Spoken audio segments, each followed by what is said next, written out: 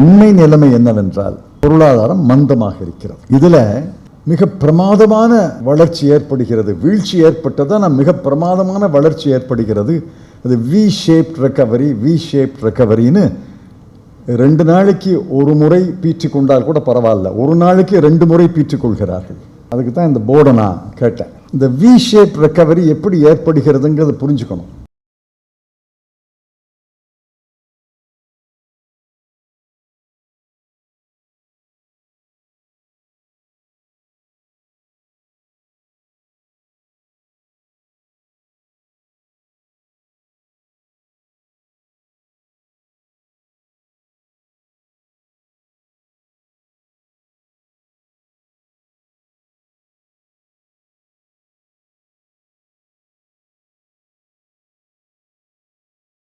இந்த we shape ரெக்கவரின்னு எப்படி சொல்றாங்கன்னா, இங்க பாருங்க, இப்படியே கோடை போட்டுட்டு வந்து இங்க வந்தீங்கன்னா இப்படி போனுச்சுன்னா வி தான் வருது இல்ல, இதுதான் வி ஷேப் ரெக்கவரி. அப்புறம் அடுத்தது 6.4 5.4ன்னு இன்னொரு 12 காலாண்டுகள் மைனஸ்ல இருந்தா கூட வி வந்துடும். இதோட ஒரு அபத்தமான வாதமே இருக்க முடியாது. 24.4க்கு கீழே போனீங்கன்னா சின்ன முன்னேற்றம் கூட வி மாதிரி தான் இருக்கும். இதை போய் அரசு நல்லவேளை இதுக்கு ஒரு தேசிய கொண்டாட்டம் கொண்டாடல, தேசிய விழாவை நடத்தல. Good evening to all of you. எல்லோருக்கும் என்னுடைய வணக்கத்தை நான் தெரிவித்துக் கொள்கிறேன். இது போன்ற நிகழ்ச்சிகள் தமிழ்நாட்டிலே நடக்கும்போது ஆங்கிலத்திலே பேசுவதா தமிழிலே பேசுவதா என்று எப்பொழுதுமே ஒரு தர்ம சங்கடம் ஏற்படுகிறது. தமிழ் சேம்பர் ஆஃப் காமர்ஸ் என்று பெயர் வைத்திருக்கும் உங்கள் மத்தியில் தமிழிலே பேசுவது தான் பொருத்தமாக இருக்கும் என்று நான் கருதுகிறேன். அவ்வப்பொழுது சில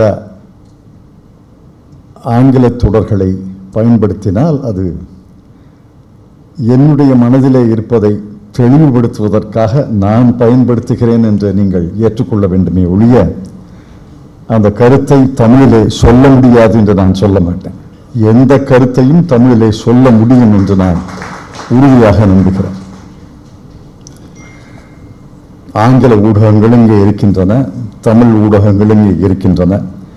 ஆகவே சில நேரங்களிலே ஆங்கிலத்திலே சில தொடர்களை சொல்ல வேண்டி இருக்கலாம்.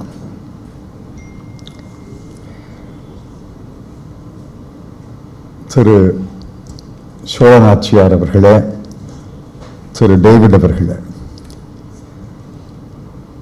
திரு ஆர்.கே. சண்முகம் செட்டி அவர்களுடைய பெயரில் நினைவு சொற்பொழிவை ஆண்டுதோறும் நடத்துவது என்று உங்களுடைய அமைப்பு முடிவெடுத்ததை நான் முதலிலே மனதாக பாராட்டுகிறேன்.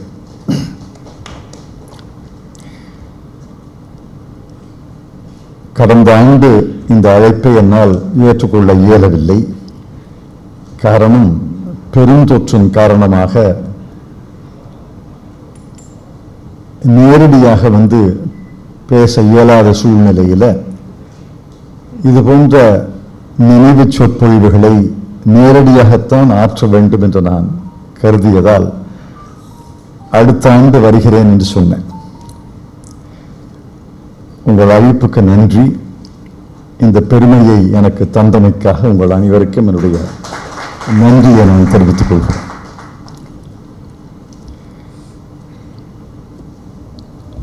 திரு ஆர்.கே. சண்முகம் செட்டி அவர்கள் இந்தியாவினுடைய முதல் நிதி அமைச்சர். அந்த பெருமையை யாரும் அவரிடமிருந்து எடுத்துவிட முடியாது. முதல் என்றால் முதல் தான். 1947 ஆகஸ்ட் 15 1948 ஆகஸ்ட் 17 வரை ஓராண்டு 2 நாட்கள் நிதியமைச்சராக இருந்தார். முதல் வரவு செலவு அறிக்கையை அவர்தான் அளித்தார். அது எவ்வளவு சிரமமான காரியமாக இருந்திருக்கும் என்று நான் திரும்பி பார்க்கிறேன். வருவாய் 171 கோடி ரூபாய், 171 லட்சம் கோடி அல்ல, 171 கோடி ரூபாய். இந்தியாவுடைய வருவாய் 171 கோடி ரூபாய். இந்தியாவுடைய செலவு 197 கோடி ரூபாய். வருவாய் பற்றாக்குறை 26 கோடியே 24 லட்சம். அதற்கே அவர்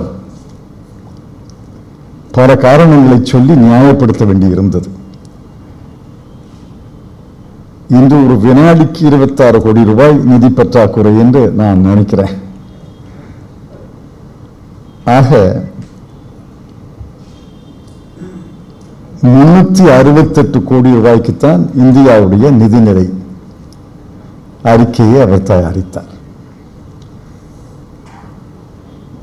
கல்விக்கு ஒதுக்க வேண்டும், மருத்துவ வசதிகளுக்கு ஒதுக்க வேண்டும், வளர்ச்சி திட்டங்களுக்கு ஒதுக்க வேண்டும் என்றெல்லாம் இன்று ஏராளமான கோரிக்கைகள், தேவைகள் ஏற்படுகின்றன. அவர் ஒதுக்கினார், எல்லாவற்றுக்கும் சேர்த்து 12 கோடி ரூபாய் ஒதுக்கினார். வெறும் 12 கோடி.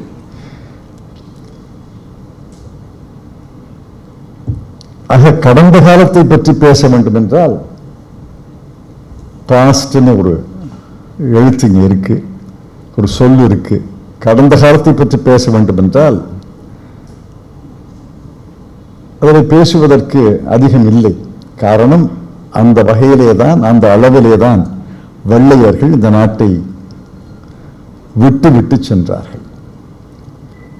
இன்னும் சொல்ல போனால் இந்த நாட்டின் செல்வத்தை விற்று விட்டு சென்றார்கள். இந்த நாட்டின் செல்வத்தை எல்லாம் சூறையாடி இங்கிலாந்து, மான்செஸ்டர் போன்ற இடங்களில் பெரிய தொழில்களை தொடங்குவதற்காக இந்திய நாட்டின் அனைத்து செல்வங்களையும் சூறையாடி சென்றதுதான் வெள்ளையர்கள்.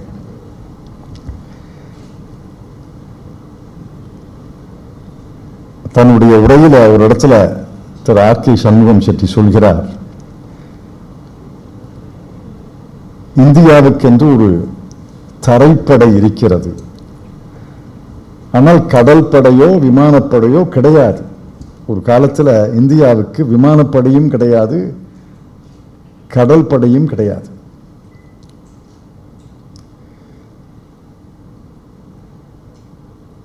கடந்த காலம் என்பது ஒரு இருண்ட காலம்.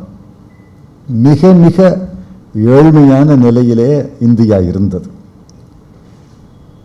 எழுத்தறிவு வெறும் 20-21% தான் எழுத்தறிவு. எவ்வளவு ஆயுள் என்றால் 32 ஆண்டுகள் தான் ஆயுள். ஆக மிக ஏழ்மையில, மிக வறுமையில, மிக பின்தங்கிய நிலையில இந்தியா இருந்தது என்பதை மறந்துவிட முடியாது.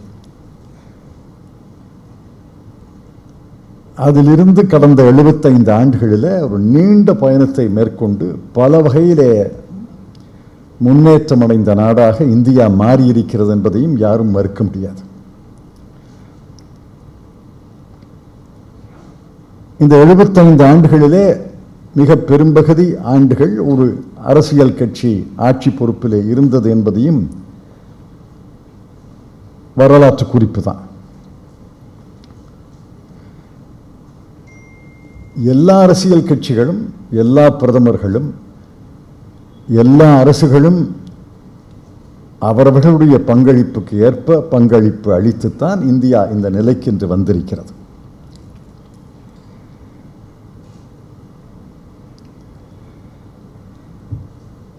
ஆனால் அன்று இருந்த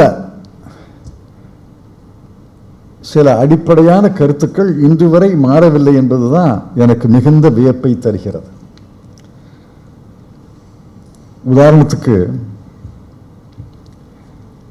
ஆர்.கே. சண்முகம் செட்டி அவர்கள் தன்னுடைய உரையில லார்ட் கேன்ஸ் பிரபுவை, பெரிய பொருளாதார அறிஞர், அவரை மேற்கோள் காட்டி சொல்கிறார், cheap money has been the cardinal feature of monetary policy. அதாவது குறைந்த வட்டிக்கு பணப்புழக்கம் இருப்பதுதான் பணக்கொள்கையினுடைய ஆதார கருத்தாக இருக்கிறது என்று கீன்ஸ் பிரபுவை மேற்கோள் காட்டி சொல்கிறார். இன்று எல்லா நிதியமைச்சர்களும் அதைத்தான் இன்றும் சொல்கிறார்கள். When the developed countries talk about an accommodative monetary policy or a stimulus, accommodative monetary policy, they are saying the same thing which Dr. R.K. Shanmugam Chetty said in 1947.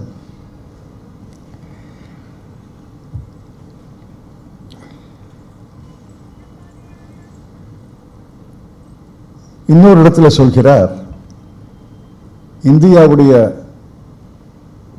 வருவாய் நிலைமை எப்படி இருக்கிறது என்று நீங்கள் கேட்பீர்கள் என்றால், my answer is an emphatic yes என்கிறார். எந்த நிதியமைச்சரை கேட்டாலும் இன்று அதைத்தான் சொல்வார்கள். இந்தியாவுடைய நிதி நிலைமை எப்படி இருக்கிறது என்றால் மிக பிரமாதமாக இருக்கிறது தான் சொல்லுவாங்க. அது உண்மையா பொய்யாங்கிறது வேற. எந்த நிதியமைச்சரை எந்த நேரத்தில் கேட்டாலும் இந்தியாவுடைய நிதி நிலைமை மிக அற்புதமாக இருக்கிறதுன்னு சொல்றாங்க. இன்னொரு இடத்துல அன்றைய ரிசர்வ் வங்கியை மேற்கோள் காட்டி நிதியமைச்சர் சொல்கிறார், the severity of the last budget, அதாவது ஆர்.கே. சண்முகம் செட்டியுடைய சுதந்திர இந்தியாவின் முதல் நிதிநிலை அறிக்கைக்கு முந்தைய நிதிநிலை அறிக்கை, இடைக்கால அரசில் லியாக்கத் அலி கான் தந்த அறிக்கையில் ஏராளமான வரிகளை விதித்தார்கள், வரிச்சுமையை அதிகரித்தார்கள். அதை அன்றைய ரிசர்வ் வங்கி விமர்சித்தது. என்ன சொன்னா, the severity of the last budget is hindering formation of capital. தனியார் கையில் முதல் பெருகுவதற்கு இந்த வரிச்சுமை தடையாக இருக்கிறது. அதற்கு ஆர்.கே. சண்முகம் செட்டி தன்னுடைய உரையில பதில் சொல்கிறார், ரிசர்வ் வங்கியுடைய அறிவுரையை நாம் ஒதுக்கி தள்ளிவிட முடியாது. ஏன்னா அவர்கள் உயர்ந்த இடத்துல அறிஞர்களாக இருப்பவர்கள் சொல்கிறார்கள், அதை நிதியமைச்சர் என்கிற முறையிலே நான் ஏற்றுக்கொள்ளத்தான் வேண்டும் என்கிறார். இன்றைய காலகட்டத்தில் அதில் கொஞ்சம் மாறுதல் இருக்கு. கடந்த பணக்கொள்கையிலே கூட ரிசர்வ் வங்கி கூறியது, pump prices are elevated because of high fuel taxes. Reduction in fuel taxes will go a long way in stimulating demand அப்படின்னு சொல்றாங்க. அது உயர்ந்த இடத்துல அறிஞர்கள் இருந்த இடத்துல இருந்து வரக்கூடிய விமர்சனம் என்பதை இன்றைய நிதியமைச்சர் ஏற்றுக்கொள்ளவில்லை. ஆக 75 ஆண்டுகள் உருண்டோடி விட்டாலும் பல அடிப்படை கருத்துக்கள் இன்றும் பொருந்தி இருக்கின்றன. சில விமர்சனங்களை ஏற்றுக்கொள்வது ஏற்றுக்கொள்ளாதது மட்டும்தான் மாறி இருக்கிறது. திரு ஆர்.கே. சண்முகம் செட்டி ஒரு வழக்கறிஞர், பொருளாதார நிபுணர், அரசியல்வாதி, அமைச்சர், இந்தியாவின் முதல் நிதியமைச்சரும் ஒரு வழக்கறிஞர், அவரும் ஒரு பொருளாதார நிபுணர், அவரும் ஒரு அரசியல்வாதி, அவரும் தமிழர் என்பதில் உங்களைப் போல நானும் பெருமைப்படுகிறேன். அவருடைய நினைவாக இந்த சொற்பொழிவை ஆற்றுவதிலே நான் மிகுந்த மகிழ்ச்சி அடைகிறேன். அவருக்கு என்னுடைய அஞ்சலியை நான் தெரிவித்துக் கொள்கிறேன். தமிழ் சேம்பர் ஆஃப் காமர்ஸை 1944 அவர் தொடங்கினார் என்று சொன்னார்கள். மிகுந்த மகிழ்ச்சி. நீங்கள் சுதந்திர இந்தியாவை விட 3 ஆண்டுகள் மூத்தவர்கள்.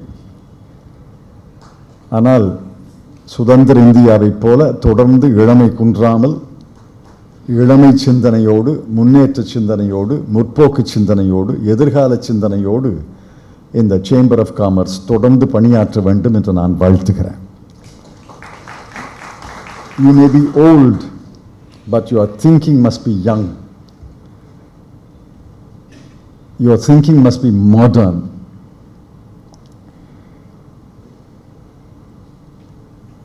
இங்கிலாந்து அரசி ராணி எலிசபெத் அவர்களை இந்த ஆண்டினுடைய மூத்த குடிமகன் என்று நாங்கள் கௌரவிக்கப் போகிறோம் என்று ஒரு ஊடகம் கேட்டுக்கொண்ட போது அவருடைய செயலாளர் பதில் எழுதினார். இதை அரசு ஏற்றுக்கொள்ளவில்லை. காரணம், you are only as old as you feel அப்படின்னு பதில் எழுதினாங்க. You are only as old as you think. நம்முடைய சிந்தனை இளமையாக இருந்தால் வயது முக்கியமல்ல. சிந்தனை மழுங்கிவிட்டால், சிந்தனை முன்னேற்ற சிந்தனை இல்லாமல், முற்போக்கு சிந்தனையாக இல்லாமல், பழைய குப்பைகளை கிளறக்கூடிய சிந்தனையாக இருந்தால், பிற்போக்கு சிந்தனையாக இருந்தால், வயது குறைந்திருந்தாலும் அவர்களால் இந்த நாட்டுக்கு பயன் கிடையாது. ஆகவே உங்களுடைய வயது 78 இருந்தாலும் இளமை குன்றாமல் இந்த சேம்பர் ஆஃப் காமர்ஸ் இருக்க வேண்டும் என்று உங்களை நான் அன்போடு கேட்டுக்கொள்கிறேன். இன்றைய நிதி நிலைமையை பற்றி நான் சொல்ல வேண்டும். இன்றைய பொருளாதார நிலைமையை பற்றி சொல்ல வேண்டும்.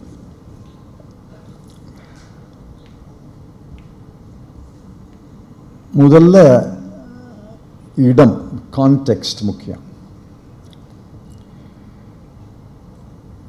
What is the position of developed countries? In developed countries, there is rising interest rate, softening of consumer demand, global trade is stagnating, and protectionism is growing.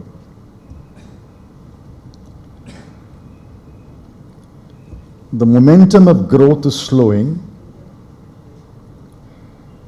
World trade has been disrupted by a shortage of containers, chips, and a number of other inputs. Inflation is elevated, and indebtedness of households is rising. ஆக எந்த வகையிலே பார்த்தாலும் உலக பொருளாதாரம் சீரான நிலைமையில் இல்லை. இதில் முக்கியமாக கவனிக்க வேண்டிய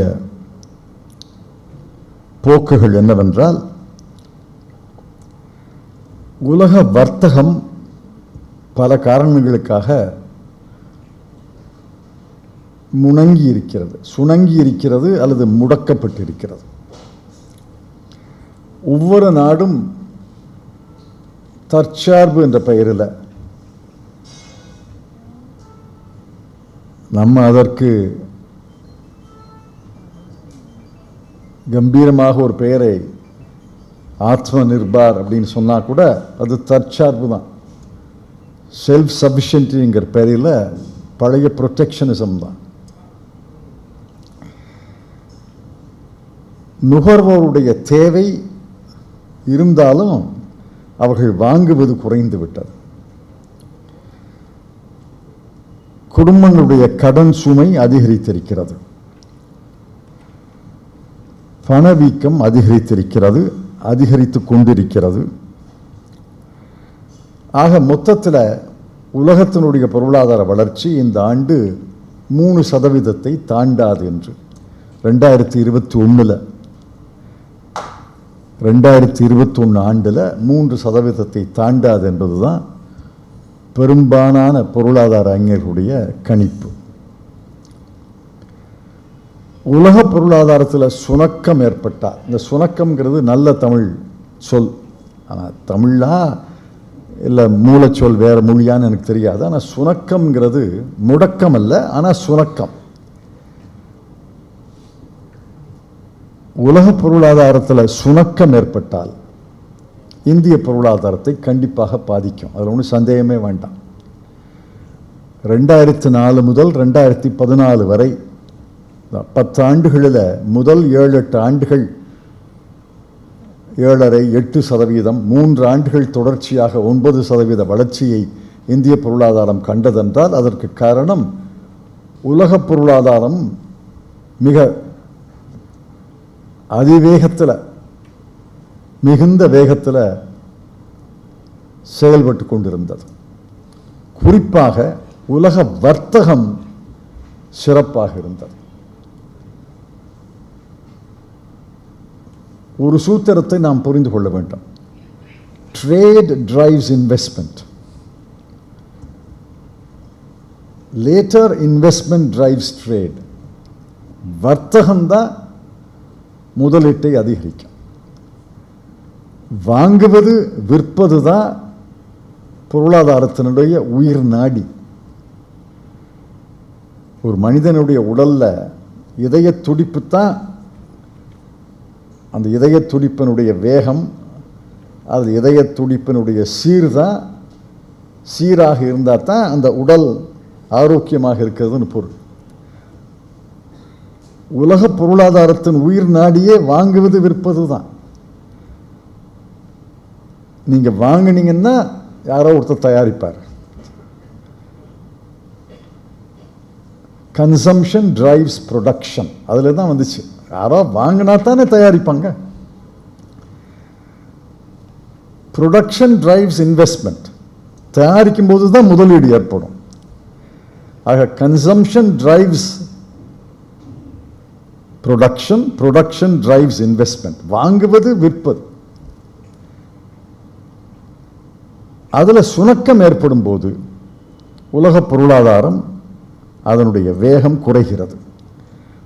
உலக பொருளாதாரத்தினுடைய வேகம் குறையும் பொழுது இந்திய பொருளாதாரமும் பாதிக்கப்படும். அதில் ஒன்றும் சந்தேகமே வேண்டாம். அது எந்த நிதியமைச்சரும் இந்த அடிப்படை பொருளாதார சூத்திரத்தை எல்லாம் மாற்றி எழுத முடியாது. பேசலாம், உலகத்திலிருந்து நாங்கள் வேறுபட்டு இருக்கிறோம்னு பேசலாம், உலகத்துக்கே நாங்கள் தான் குரு, விஸ்வகுருன்னு பேசலாம். ஆனால் உலக பொருளாதாரம் பாதிக்கப்பட்டால் இந்திய பொருளாதாரமும் பாதிக்கப்படும். ஆக இந்த இடம் பொருள் கான்டெக்ஸ்டில் இந்திய பொருளாதாரத்துடைய நிலைமை என்னன்னு ரிசர்வ் வங்கியுடைய அக்டோபர் மாத அறிக்கை சொல்வதை நான் சொல்றேன். Fuel crowds out discretionary expenditure. Petrol, diesel, சமையல் வாயு இதற்கு செலவழிப்பது மற்ற செலவினங்களுக்கு மிகப்பெரிய தடையாக இருக்கிறது. முதல் கூற்று, fuel crowds out discretionary expenditure. Dip in bank deposits. வங்கியில சேமிப்பது குறைந்து விட்டது. எந்த அளவுக்கு இருக்கணுமோ அந்த அளவு இல்லை, குறைந்து விட்டது. Rise in household debt, குடும்பங்களுடைய கடன் சுமை கூடிவிட்டது. டிக்ளைன் இன் ஃபினான்ஷியல் சேவிங்ஸ், தனிநபருடைய சேமிப்பு குறைந்து விட்டது. இதெல்லாம் எச்சரிக்கை, அபாய அறிவிப்பு மாதிரி, எச்சரிக்கை மணி. இதுதான் இன்றைய பொருளாதாரத்தினுடைய நிலைமை. ஆகவே தான் வாங்குவது விற்பது குறைந்து விட்டது, முதலீடு குறைந்து விட்டது. பல பேர் பங்குச்சந்தையை காட்டி பங்குச்சந்தையை பாருங்கிறாங்க.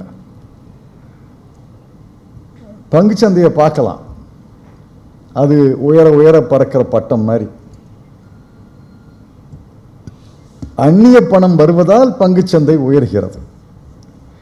எவ்வளவு வேகமாக அந்நிய பணம் வருமோ அவ்வளவு வேகத்தில் அது வெளியேறும் என்பதை மறந்துவிடக்கூடாது.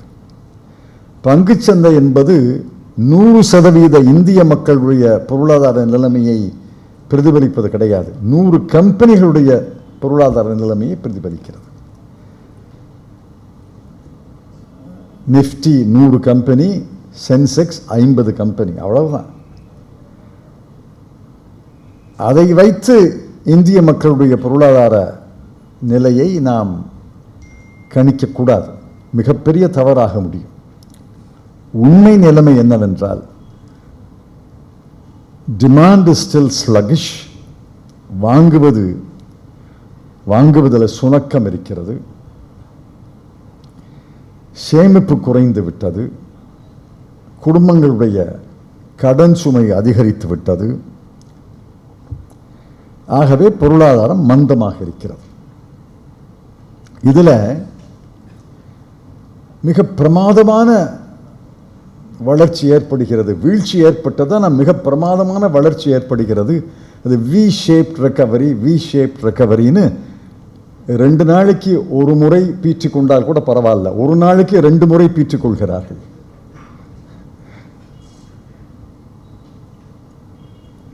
அதுக்கு தான் இந்த போர்டை நான் கேட்டேன். இந்த வி ஷேப் ரெக்கவரி எப்படி ஏற்படுகிறதுங்கிறத புரிஞ்சுக்கணும். இது ஆங்கிலத்தில் நோ பிரெயினர்னு சொல்லுவாங்க. வி ஷேப் ரெக்கவரின்னு சொல்வதற்கு புத்திசாலி தேவையில்லைன்னு சொல்லுவாங்க. It's a no brainer. Marker இருக்கா?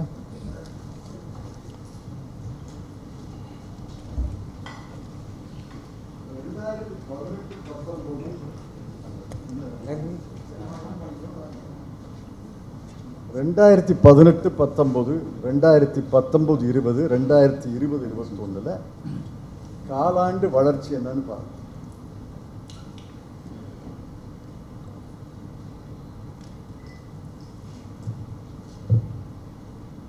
இதுதான் பேஸ் லைன் வச்சுக்கணும்.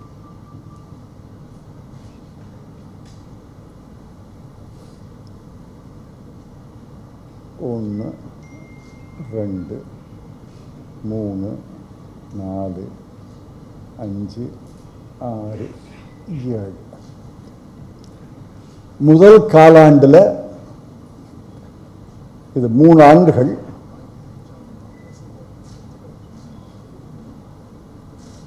முதல் காலாண்டு, 2வது காலாண்டு, 3வது காலாண்டு.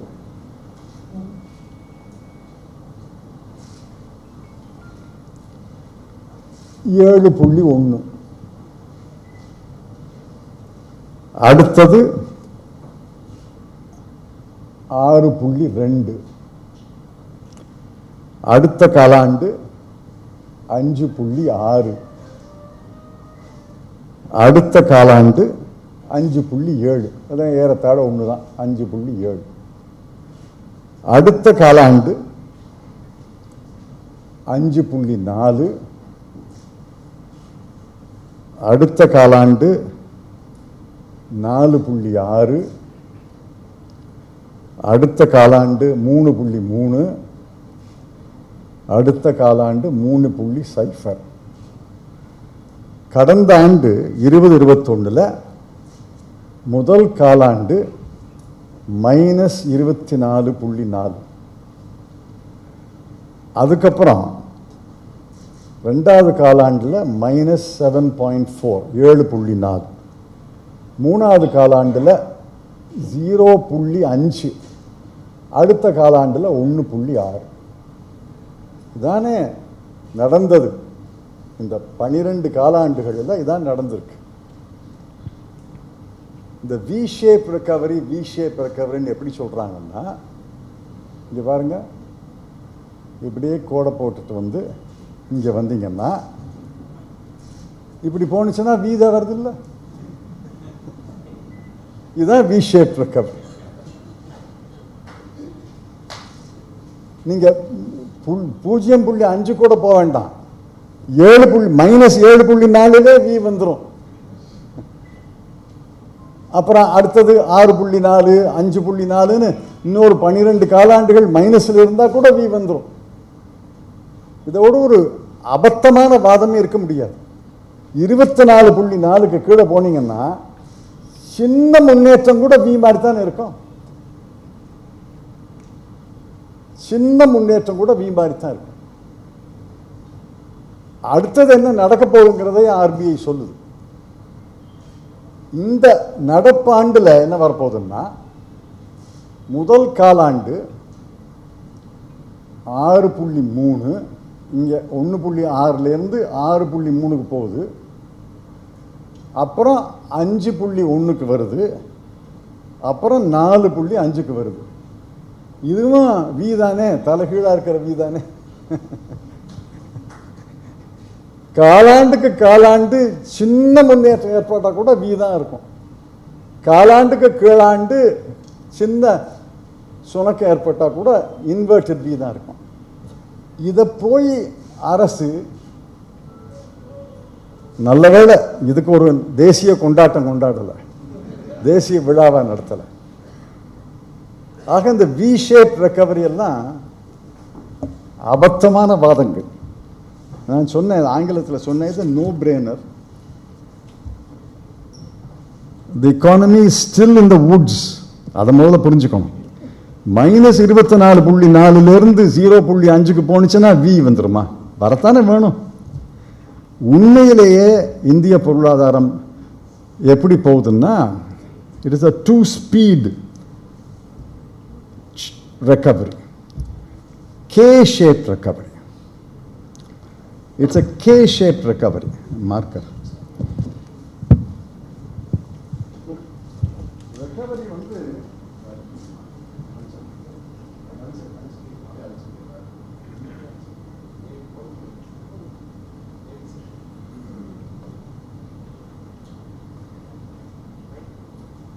this is the recovery.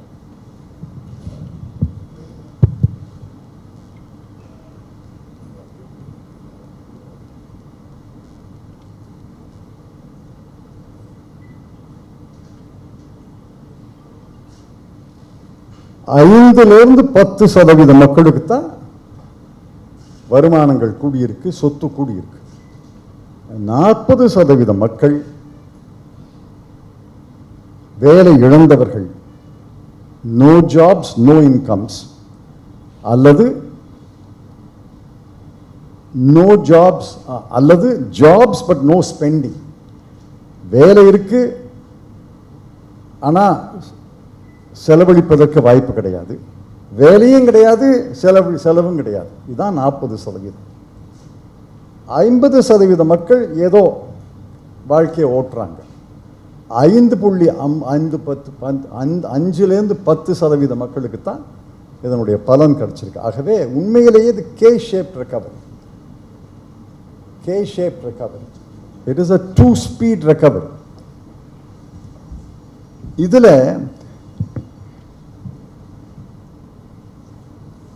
உயரத்தில் இருக்கிற 1% மக்களுக்கு, 1%, 2% மக்களுக்கு 50% இந்தியாவில் உள்ள சொத்து 50% அவர்களை சார்ந்தது. ஆக ஏற்றத்தாழ்வுகள் அதிகரித்து விட்டன. 3 ஆண்டுகள் பொருளாதார சுணக்கத்தின் காரணமாக, பொருளாதார சரிவின் காரணமாக, பெருந்தொற்றின் காரணமாக, பொருளாதார சரிவு மட்டும் காரணம் இல்லை, முதல் 2018-19 பொருளாதார சரிவு தான். இந்த பொருளாதார சரிவில் பெருந்தொற்றும் சேர்ந்து கொண்டதால் 40% மக்கள் மிகுந்த சிரமத்தில், மிகுந்த கஷ்டத்தில் இருக்கிறாங்க. அதை முதல்ல நம்ம புரிஞ்சுக்கணும். இங்கே இருக்கிற பெரும்பகுதி இந்த இடையில் இருக்கிற 50% ஏதோ தொழில் நடக்குது, சம்பளம் கொடுக்க முடியுது, நம்ம வீட்டுக்கு ஒரு அளவு பணத்தை கொண்டு போக முடியுதுன்னு சந்தோஷப்படலாமே ஒழிய, தொழில் பெருகி இருக்கு, தொழில் வளர்ந்திருக்கு, இன்னும் 100 பேருக்கு வேலை கொடுத்துருக்கோம்னு சொல்ல முடியாது யாரால. சொல்லுங்க பார்க்கலாம், எத்தனை பேர் புதிதாக எத்தனை பேரை வேலைக்கு வச்சிருக்கீங்க? நானும் பல இடங்களில் கேட்குறேன். கடந்த 2 ஆண்டுகள் 3 ஆண்டுகளில் எங்கிட்ட 100 பேர் வேலை பார்த்தாங்க, இன்னைக்கு 110 பேர் வேலை பார்க்குறாங்கன்னு சொல்லக்கூடியது ரொம்ப சொற்பம்.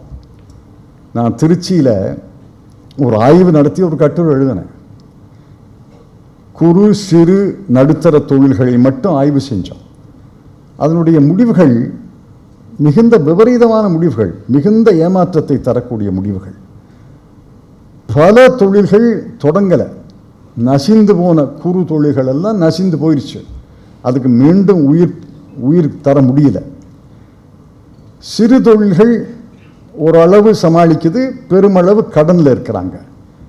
மீடியம் இண்டஸ்ட்ரி கொஞ்சம் கண் தெரிக்கிறது. நீங்கள் திருப்பூருக்கு போங்க, தெரியும். திருப்பூரில் யாரையாவது புதிதாக வேலைக்கு எடுக்கிறாங்களா?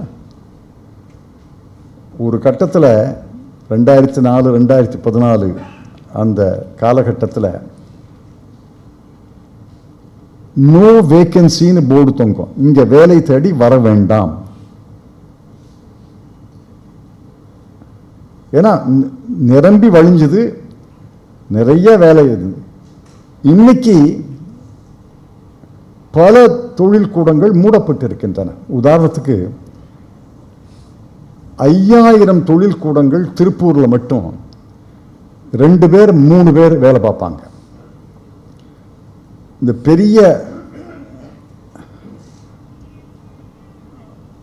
ஆயத்த ஆடைகள் தயாரிப்பு, ரெடிமேட் தயாரிக்கிறாங்களே, அதற்கு உப தொழில்கள், பட்டன் தைக்கிறது, அந்த ஜரிகையை தைக்கிறது, அந்த உப தொழில்களை செய்வாங்க. இன்று 5000 கூடங்கள் இருந்த இடத்துல 500 கூடங்கள் தான் வேலை பார்க்குது. நீங்கள் உங்கள் திருப்பூர் நண்பர்களை கேட்டு பாருங்க. ஆக we are not yet in a recovery. This is a K-shaped recovery where the bulk of the people have declined. அதை இந்த அரசு புரிந்து கொள்ளவில்லை என்பதுதான் எனக்கு மிகுந்த வருத்தம். அது இருக்கட்டும். உண்மையிலேயே எப்ப ரெக்கவரி ஏற்படும், அதாவது இந்திய பொருளாதாரம் மீண்டு விட்டதுன்னு எப்ப சொல்லலாம்? 2004-05 ஜிடிபியுடைய மதிப்பு கான்ஸ்டன்ட் பிரைசஸ்ல 32 லட்சம் கோடி. நான் அந்த சொச்சத்தை எல்லாம் விட்டுறேன். 32 லட்சம் கோடி. இது எங்களுடைய அரசு ஏற்றுக்கொண்ட ஆண்டை நான் எடுத்திருக்கேன். அதுக்கு நான் சொந்தம் கொண்டாடல. இந்திய பொருளாதாரத்தினுடைய நிலைமையை சொல்றதுக்காக ஒரு வருஷத்தை எடுக்கும்போது அதை எடுத்திருக்கேன். 2004-05 32 லட்சம் கோடி கான்ஸ்டன்ட் பிரைசஸ். 2013-14 10 ஆண்டுகள் முடியும் போது 105 லட்சம் கோடி. 3 மடங்கு இந்திய பொருளாதாரம் உயர்ந்தது. We tripled the size of India's GDP in constant prices.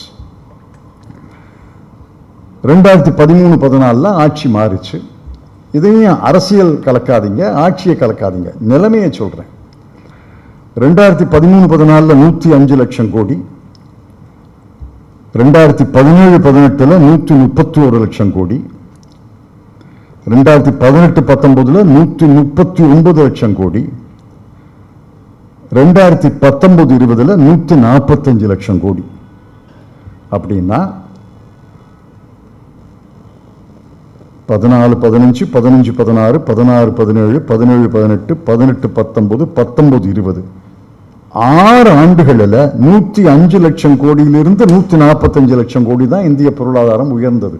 From 105 lakh crore GDP in constant prices, it increased to 145 lakh crore, an increase of 40 lakh crore in 6 years. Whereas the earlier 10 years saw an increase of 73 lakh crore. பெருந்தொற்று 2020-21 pandemic காரணமாக 145 லட்சம் கோடி என்பது உங்களுக்கு தெரியும்.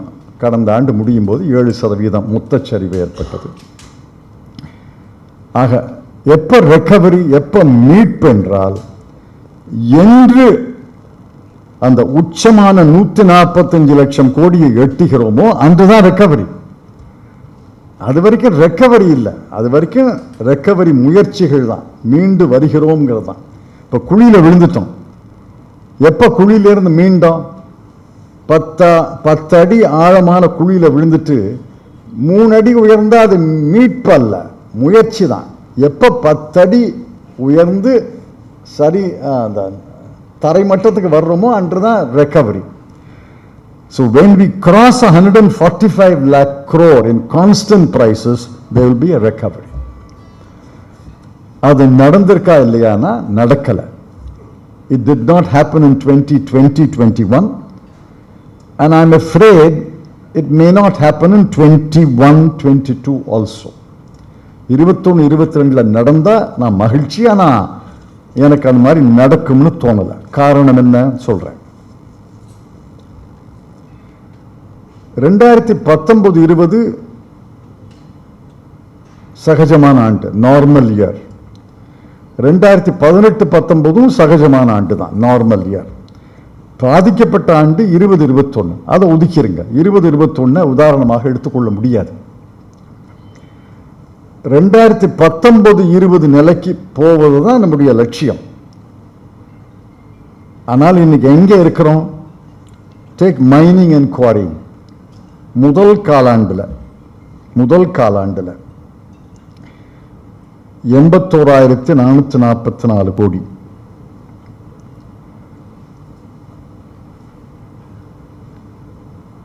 ரெண்டாயிரத்தி 18-19 சகஜ ஆண்டுக்கு முந்தைய ஆண்டுல 88,634 கோடி.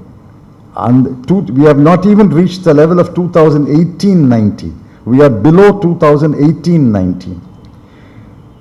Similarly, manufacturing, 5,43,821 crore in the first quarter of this year. In 18-19, it was 5,61,000 crore. We have not even reached the level of 18-19. Construction, 2,21,000 crore. In 18-19, it was 2,49,000 crore. Trade, hotels, transport, communications services, 4,63,000 crore. In 2018-19 first quarter, it was 6,09,000 crore. இன்னும் 2018-19 நிலையே நம்ம வரல. 2019-20க்கு எப்போ வரும்னு எனக்கு சொல்ல தெரியல. When will we recover to the GDP level in constant prices of 2019-20 is in grave doubt, because we have not even reached the level of 2018-19. Only agriculture, இதை கவனமாக கேளுங்க, விவசாயத்துறை மட்டும்தான் முதல் காலாண்டுல 2018-19 2019-20 விட உயர்ந்திருக்கிறது.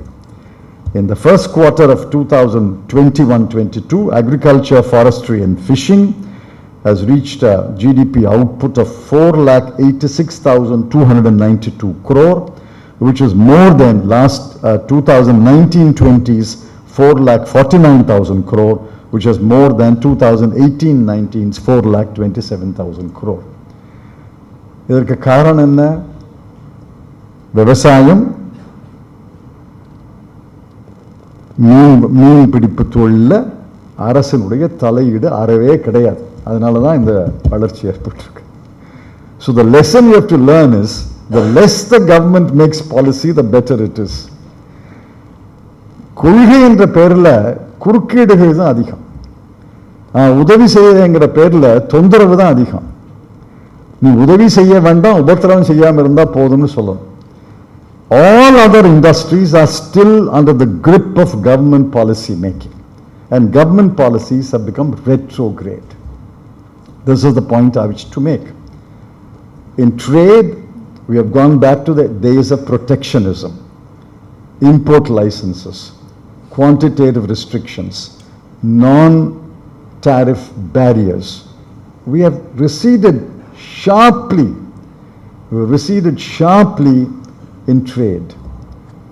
We have got out of bilateral trade agreements. Multilateral trade agreementல கையெழுத்து போடுறதுக்கு தயங்குறோம்.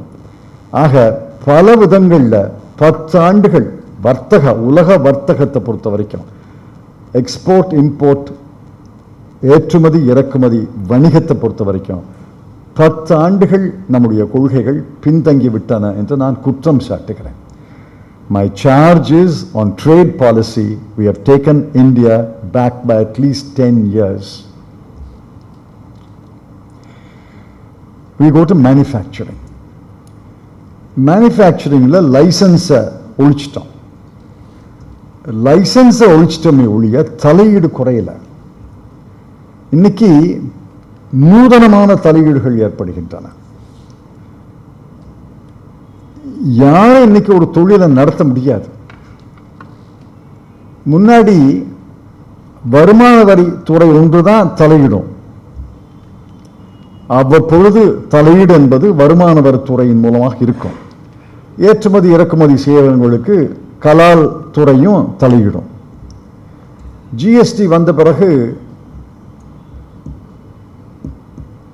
சுங்கத்துறையும் தலையிடும். ஜிஎஸ்டி வந்த பிறகு கலால் துறையினுடைய தலையீடு குறையும்னு நினைச்சோம். இன்னைக்கு வரி வசூலிக்கும் துறைகள் மட்டும் தலையிடல, புலனாய்வுங்கிற பேரில் சிபிஐ நுழையுது, என்ஃபோர்ஸ்மெண்ட் டைரக்டரேட் நுழையுது, எஸ்எஃப்ஐஓன்னு ஒரு புதிய பூதம் வந்திருக்கு, சீரியஸ் ஃப்ராட் இன்வெஸ்டிகேஷன் ஆஃபீஸ், அது நுழையுது. அப்புறம் எதுவுமே கிடைக்கலன்னா போதைப் பொருள்கள் துறைன்னு அது நுழையுது. யாரு தொழில் செய்ய முடியும்? எப்படி தொழில் செய்வீங்க நீங்க?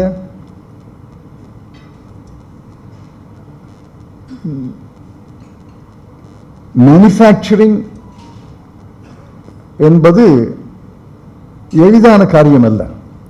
ஆனானப்பட்ட ஃபோர்டு மோட்டார் கம்பெனியே மறைமலர் மேல இருக்கிற ஃபேக்டரியை மூடிட்டு போயிட்டாங்கல்ல. ஃபோர்டுக்கு கார் தயாரிக்க தெரியாதா? உலகம் முழுவதும் கார் தயாரிக்கிறாங்க, விற்கிறாங்க, லாபம் பார்க்குறாங்க. இந்தியாவில் மட்டும் ஏன் அவர்களால் கார் தயாரிக்க முடியல, விற்க முடியல? ஃபோர்டு எல்லாருக்கும் தெரிஞ்ச பிராண்ட் நேம், அது ஒன்றும் புது பிராண்ட் அல்ல, எல்லாருக்கும் தெரிஞ்ச பிராண்ட் நேம். அதை அந்த பிராண்டை பிரபலப்படுத்தணுங்கிற அவசியம் கிடையாது, எல்லாருக்கும் தெரிஞ்சதுதான் ஃபோர்டு பிராண்ட். அவர்களால் கார் விற்க முடியல, கார் தயாரித்து விற்க முடியல. காரணம் என்னன்னு பார்க்கணும். நோக்கியா சென்னைக்கு பக்கத்தில் பெரிய தொழிற்சாலை, 5000-6000 பேர் வேலை பார்த்தாங்க. திடீர்னு ஒரு நாள் மூடிட்டு போயிட்டாங்கல்ல. இன்னைக்கு வேறு பேரில் அதை தொடங்கி அதில் தயாரிப்பு ஆரம்பிச்சிருக்கு. ஆனால் manufacturing is not easy, especially when there are global supply lines. இன்னைக்கு ஒரு பொருளை தயாரிக்கிறதுக்கு கருப்பொருள், இடுபொருள் அந்த இடத்துலயே கிடைக்காது. உலகத்தின் பல பகுதிகளிலிருந்து கருப்பொருளும் இடுபொருளும் வரணும். Inputs have to come from across the world. அதான் குளோபல் சப்ளை செயின். அந்த குளோபல் சப்ளை செயினில் எந்த இடத்துல தலையிட்டாலும் இந்த குளோபல் சப்ளை செயின் அருந்துவிடும் அல்லது துண்டிக்கப்படும். அது துண்டிக்கப்படும் பொழுது மேனுஃபேக்சரிங் இஸ் நாட் ஈஸி. அதனால தான் பாருங்க, பிரசிடென்ட் ட்ரம்ப் அமெரிக்கா ஃபர்ஸ்ட்னு சொல்லி எல்லா பெரிய தயாரிப்பாளர்களையும் மிரட்டி, நீ வெளிநாட்டில் தொழிற்சாலை தொடங்கப்படாது, அமெரிக்காவில் தொடங்கணும்னாரு. முடியலையே. எங்க அவர்களால் ஒரு தொழிற்சாலையை தொடங்கி ஒரு இடுபொருள், ஒரு கருப்பொருளை, ஒரு பார்ட்டை தயாரிக்க முடியுமோ அங்கே தான் தயாரிப்பாங்க. ஒரு நாட்டில் ஒரு பார்ட் தயாராகும், இன்னொரு நாட்டில் இன்னொரு பார்ட் தயாராகும். அந்த குளோபல் சப்ளை செயினை புரிந்து கொள்ளாத அரசு இருக்கிற வரைக்கும் இந்த தலையீடுகள் இருக்கத்தான் செய்யும். அதனால தான் மேனுஃபேக்சரிங் நொண்டி கொண்டிருக்கிறது. கன்ஸ்ட்ரக்ஷன் அது உயிர் பெற்றுவிடும் நினைக்கிறேன். ஏன்னா அதில் தான் பெரும்பகுதி தொழிலாளர்கள், அன்ஸ்கில் ஒர்க்கர் இருக்கிறாங்க. அது abundant சப்ளை இருக்கு, அது உயிர் பெற்றுவிடும்.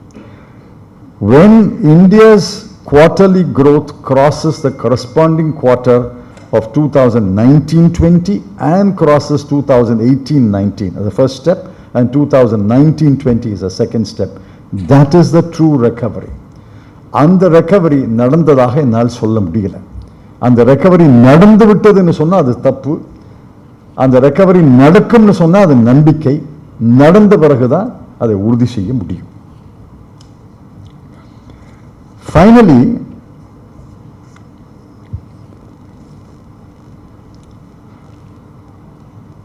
வளர்ச்சி எப்படி ஏற்படுது? இது பாடம். நான் கற்றுக்கிட்டேன், எல்லாரும் கற்றுக்கலாம், ஒன்றும் பெரிய விஷயம் இல்லை. There are only 4 engines of growth. One is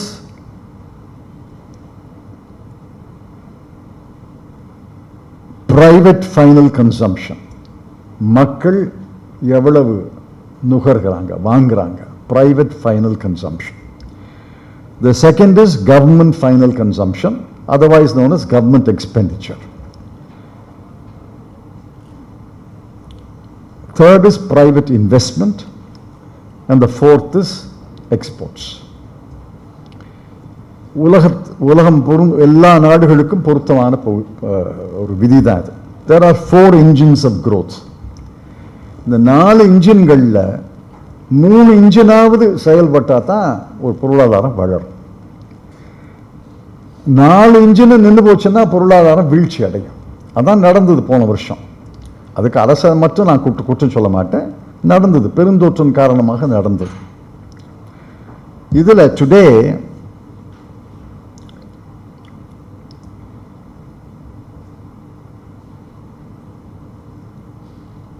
only private final consumption has shown some growth in the first quarter of the current year.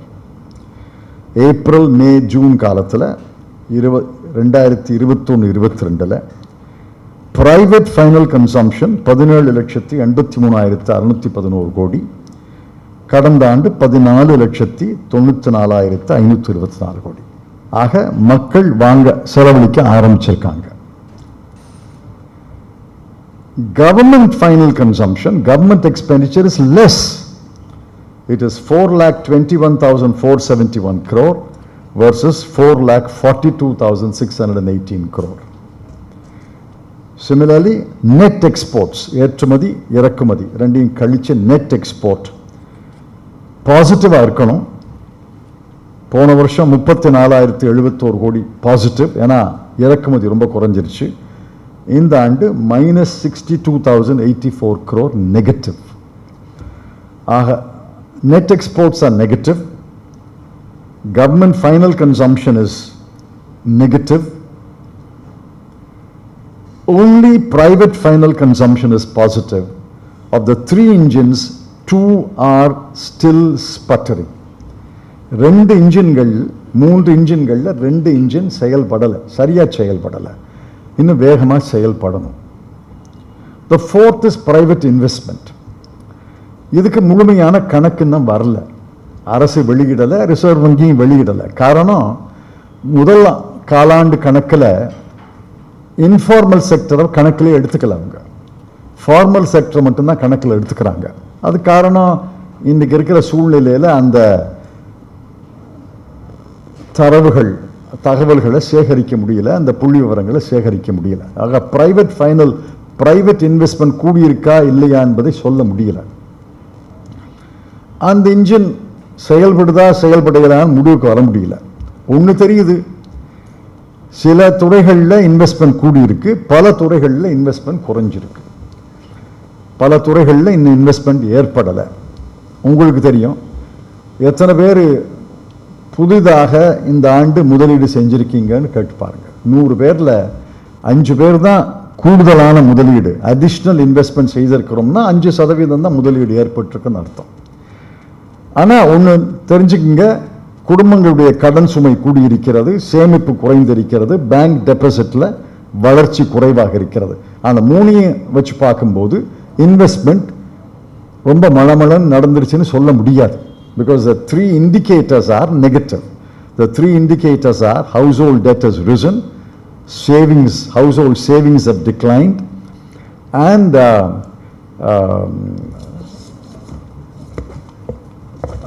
bank deposits are not showing the same kind of growth.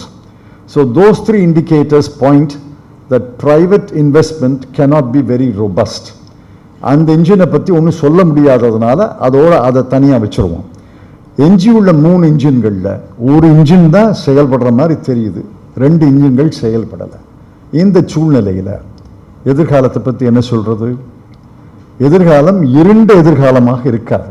It will not be a dark future, but it will be a cloudy future. 21-22 வரைக்கும் பெரிய முன்னேற்றம் ஏற்படும்னு எனக்கு தோணலை. Reserve வங்கியுடைய அறிக்கை என்ன சொல்லுதுன்னா, இக்கானமிஸ்டுடைய கணிப்பு என்ன சொல்லுதுன்னா, 22வது ஆண்டில் முதல் பாதி ஜூன் மாதம் வரைக்கும் உலக பொருளாதாரம் நிமிர்ந்து நிற்காது, இப்படியே சுணங்கித்தான் நடக்கும்னு சொல்கிறாங்க. இன்னொரு 9 மாதங்கள் 12 மாதங்களுக்கு இந்த சுணக்கம் இருக்கத்தான் செய்யும். ஆனால் அதற்கு பிறகு சரியான கொள்கைகளை அரசு வகுத்து கொண்டால், முதல்ல கொள்கையை வகுப்பதற்கு கொள்கை ஆலோசகர்களை தக்க வைத்துக் கொள்ள வேண்டும்.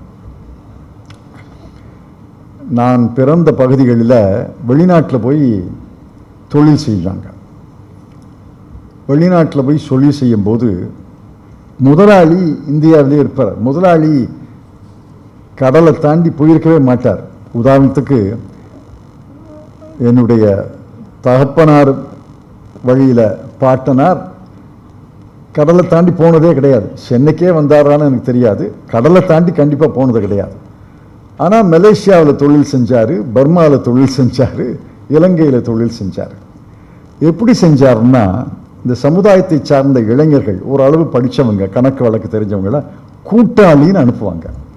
இவர் முதலாளி, அனுப்புகிற ஆள் வேலையாள் அல்ல, கூட்டாளி. அவருக்கு பேரே கூட்டாளி. அங்கே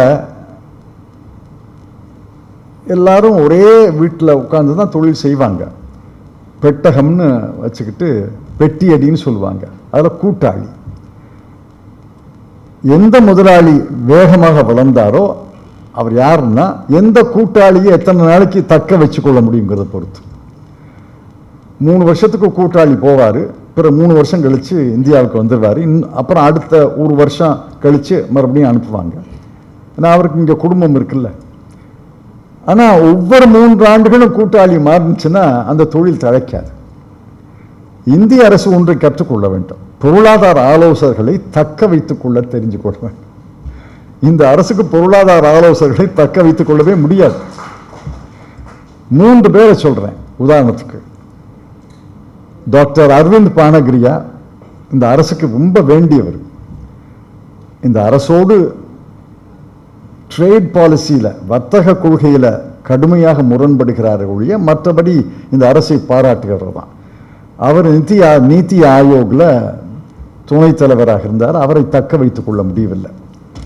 2-3 வருஷம் இருந்தார், போயிட்டார். அடுத்தது ரகுராம் ராஜன். இன்று இந்தியாவிலிருந்து ஒரு பொருளாதார நிபுணருக்கு நோபல் பரிசு கிடைக்கக்கூடிய தகுதி அந்த வாசல்ல நிற்கிறாருன்னா அது ரகுராம் ராஜன் எல்லாரும் சொல்லுவாங்க. அவரை தக்க வைத்துக் கொள்ள முடியவில்லை. அரவிந்த் சுப்பிரமணியம் 3 ஆண்டுகள் ஆலோசகராக இருந்தார், அவரை தக்க வைத்துக் கொள்ள முடியவில்லை. ஆக பொருளாதார நிபுணர்களை தக்க வைத்துக் கொள்ள முடியாத அரசு எப்படி நல்ல பொருளாதார கொள்கைகளை வகுக்க முடியும்? My appeal to the government is, choose your economic advisor, but know how to retain them, how to take their advice. இப்போ பொருளாதார ஆலோசகர் ஆலோசனை சொல்லிகிட்டே இருக்காரு, அதை மறுத்துக்கிட்டே இருந்தீங்கன்னா ஏன் இருப்பார்? போயிடுவார்ல. அவர் போயிடுவார்ல. நான் பல்கலைக்கழகத்தில் பேராசிரியராக போயிடுவார். அப்படி தான் போயிட்டாங்க எல்லாரும். அரவிந்த் பானகிரியா நியூயார்க் பல்கலைக்கழகத்துக்கு, கொலம்பியா பல்கலைக்கழகத்துக்கு போயிட்டார். ரகுராம் ராஜன் சிகாகோ பல்கலைக்கழகத்துக்கு போயிட்டார். அரவிந்த் சுப்பிரமணியம் கெனடி ஸ்கூலுக்கு போயிட்டார். பொருளாதார ஆலோசகர்களை தக்க வைத்துக்கொள்ள இந்த அரசு கற்றுக்கொள்ள வேண்டும். நல்ல யோசனைகளை ஏற்றுக்கொள்ள வேண்டும். பெருந்தவறுகளை செய்யக்கூடாது. பெருந்தொற்று வந்ததைப் போல இந்த பெருந்தவறுகள் தொடர்ந்து வந்துகிட்டே இருக்கு. பண மதிப்பு இழப்பு பெருந்தவறு. ஜிஎஸ்டி சட்ட இந்த வரைவு இருக்க பெருந்தவறு. அதெல்லாம் மிகப்பெரிய தவறுகள். இந்த ஆத்ம நிர்பார் கொள்கை இருக்க, சுயசார்புக்கு, செல்ஃப் சஃபிஷியன்சிக்கு, ப்ரொடெக்ஷனிசத்துக்கு இன்னொரு பேர் பெருந்தவறு. இந்த தவறுகளை தொடர்ந்து செய்து கொண்டிருந்தால் பொருளாதாரம் நிமிராது. இந்த தவறுகளை தவிர்க்க வேண்டும். பொருளாதார ஆலோசகர்களை தக்க வைத்துக் கொள்ள வேண்டும். உலக பொருளாதாரத்துக்கு இசைந்து நம்முடைய பொருளாதார கொள்கைகளை வகுத்துக் கொள்ள வேண்டும். இதையெல்லாம் செய்தால்தான் எதிர்காலத்தில் ஒரு பிரகாசமான எதிர்காலமாக இந்திய பொருளாதாரம் இருக்கும். இன்னும் 9 மாதங்கள் ஓராண்டுக்கு அது கொஞ்சம் மந்தமாகத்தான் இருக்கும் என்று நான் வருத்தத்தோடு ஒரு முடிவுக்கு வர வேண்டிய கட்டாயம் இருக்கிறது. ஆனால் நல்ல யோசனைகளை ஏற்று தவறுகளை தவிர்த்து நல்ல கொள்கைகளை அமல்படுத்தினால் மீண்டும் 2005 2009 வரை 9% வளர்ச்சியை அடைந்ததைப் போல இந்தியா 9% வளர்ச்சியை மீண்டும் அடையக்கூடிய வாய்ப்பு, திறமை இந்தியாவுக்கு இருக்கிறது. இந்திய தொழில் முனைவோருக்கு இருக்கிறது. இந்திய விவசாயிகளுக்கு இருக்கிறது. இந்திய சேவைத்துறை முனைவோர்களுக்கு இருக்கிறது என்று நான் உறுதியாக நம்புகிறேன் என்று சொல்லி இந்த வாய்ப்பை தந்த உங்கள் அனைவருக்கும் நன்றி தெரிவித்து விடைபெற்றுக் கொள்கிறேன்.